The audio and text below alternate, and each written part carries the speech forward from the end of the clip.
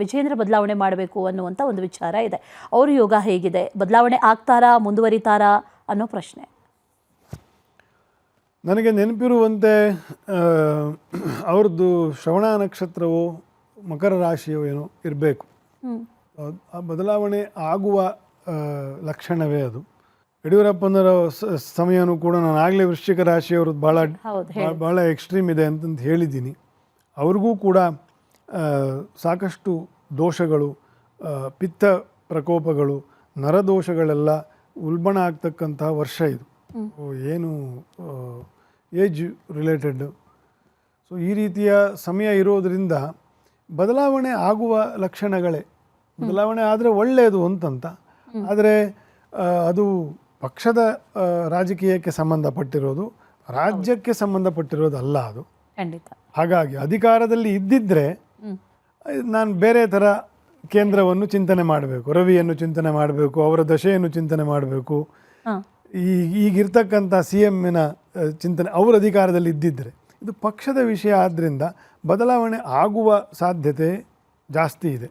Okay Guruji, ಸಾಕಷ್ಟು ವಿಚಾರದ ಬಗ್ಗೆ ಮಾತಾಡಿದ್ವಿ. ಮುಖ್ಯವಾಗಿ ನಮ್ಮ ಭವಿಷ್ಯ ಹೇಗಿರುತ್ತೆ 2026ರಲ್ಲಿ, ಯಾವುದ್ರ ಬಗ್ಗೆ ಜಾಗರೂಕತೆಯಿಂದ ಇರಬೇಕು, ಯಾವುದನ್ನು ಮಾಡಬಾರ್ದು, ಯಾವುದನ್ನು ಮಾಡಬೇಕು, ಯಾವುದನ್ನು ಮಾಡಿದ್ರೆ ಶುಭ ಆಗುತ್ತೆ ಅನ್ನೋದನ್ನು ಬಹಳ ವಿವರವಾಗಿ ತಿಳಿಸ್ಕೊಟ್ಟಿದ್ದೀರಾ ಗುರೂಜಿ. ಧನ್ಯವಾದಗಳು ಗುರೂಜಿ. Thank you. ಎಲ್ಲರಿಗೂ ಪುನಃ ಹೊಸ ವರ್ಷ. ಏಪ್ರಿಲ್ ಮೇನಲ್ಲಿ ಸಾಕಷ್ಟು ವರೆಗೂ ಸಾಕಷ್ಟು ಪ್ರಾಕೃತಿಕ ಅವಘಡಗಳು, ಆಕ್ಸಿಡೆಂಟ್ಗಳು,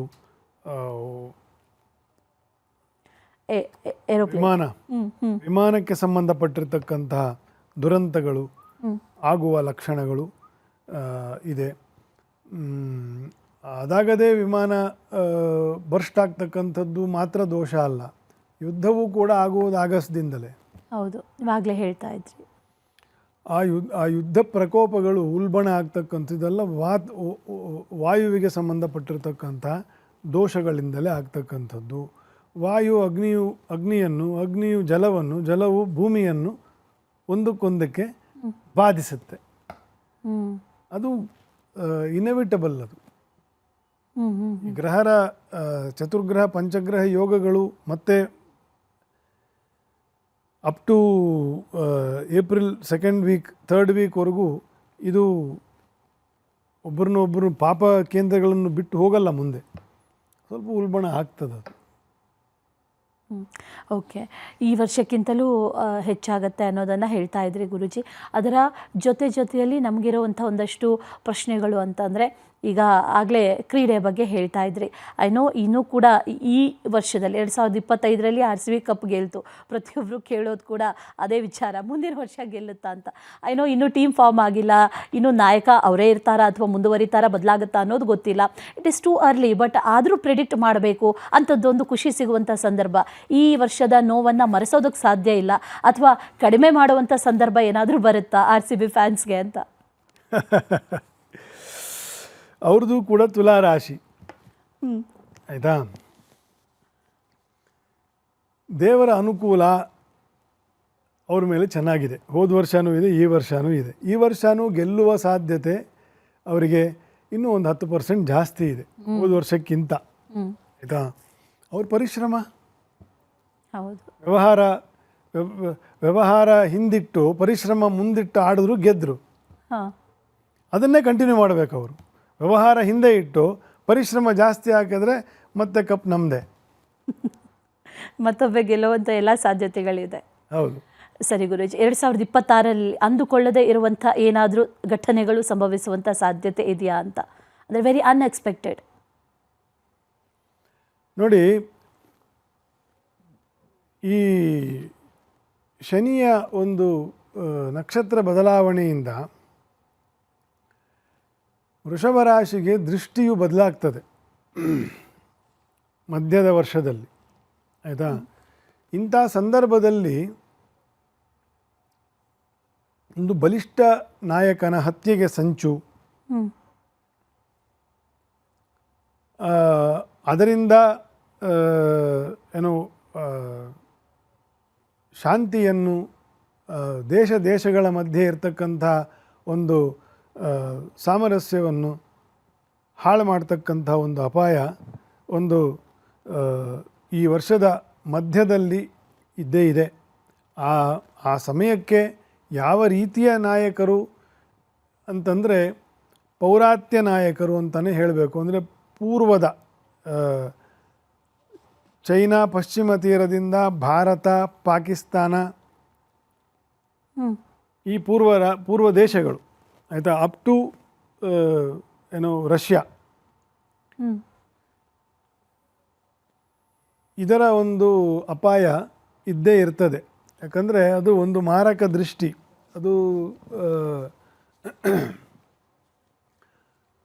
ವೃಷಭದ ಒಂದು ನಕ್ಷತ್ರ ಭೇದವೂ ಕೂಡ ಆಗ್ತಕ್ಕಂಥದ್ದು. ಅಲ್ಲಿ ಉಚ್ಚದಲ್ಲಿ ರವಿ ಬದಲಾವಣೆಯಾಗಿ ಅದನ್ನು ಎಂಥದ್ದು ಮೃಗಶಿರ ನಕ್ಷತ್ರಕ್ಕೆ ಬದಲಾವಣೆ ಆಗ್ತಕ್ಕಂಥದ್ದು ಕಿರಣಗಳು. ಅದನ್ನು ಕುಜ ಮತ್ತು ನಕ್ಷತ್ರ ಮತ್ತು ರವಿಯ ದ್ರೇಕಾಣ ದೋಷಗಳು ಉಂಟಾಗ್ತಕ್ಕಂಥದ್ದು. ಅಲ್ಲಿಗೆ ಶನಿಯ ದೃಷ್ಟಿ, ಅಲ್ಲಿ ಕುಜನು ಸ್ವಕ್ಷೇತ್ರದಲ್ಲಿ ಬಲಿಷ್ಠ ಮಧ್ಯವರ್ಷದಲ್ಲಿ. ಇಂಥ ಸಮಯದಲ್ಲಿ ಇಟ್ಸ್ ನಾಟ್ ಅಬೌಟ್ ಯುದ್ಧ, ಇಟ್ಸ್ ಅಬೌಟ್ ಮಾರಣ. ದೊಡ್ಡ ರಾಜಕೀಯ ವ್ಯಕ್ತಿಯನ್ನು ಮುಗಿಸ್ಬಿಡಬೇಕು ಅಂತಕ್ಕಂಥ ಒಂದು, ಈಗ ಆಲ್ರೆಡಿ ಅದರ ಮಸಲತ್ತು ನಡೀತಾ ಇರ್ತದೆ, ಇಲ್ಲ ಅಂತಲ್ಲ. It's only matter of time. Right.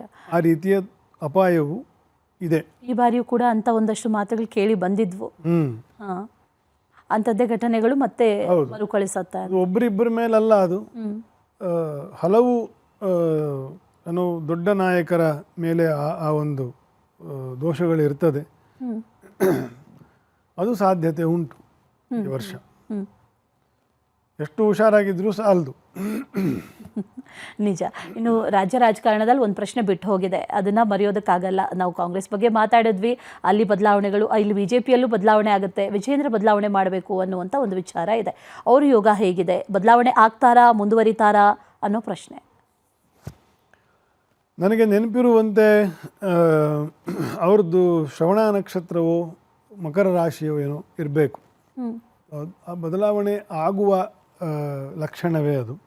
ಯಡಿಯೂರಪ್ಪನವರ ಸಮಯನೂ ಕೂಡ ನಾನು ಆಗಲೇ ವೃಶ್ಚಿಕ ರಾಶಿಯವ್ರದ್ದು ಭಾಳ ಎಕ್ಸ್ಟ್ರೀಮ್ ಇದೆ ಅಂತಂದು ಹೇಳಿದ್ದೀನಿ. ಅವ್ರಿಗೂ ಕೂಡ ಸಾಕಷ್ಟು ದೋಷಗಳು, ಪಿತ್ತ ಪ್ರಕೋಪಗಳು, ನರದೋಷಗಳೆಲ್ಲ ಉಲ್ಬಣ ಆಗ್ತಕ್ಕಂಥ ವರ್ಷ ಇದು. ಏನು ಏಜ್ ರಿಲೇಟೆಡ್. ಸೊ ಈ ರೀತಿಯ ಸಮಯ ಇರೋದರಿಂದ ಬದಲಾವಣೆ ಆಗುವ ಲಕ್ಷಣಗಳೇ.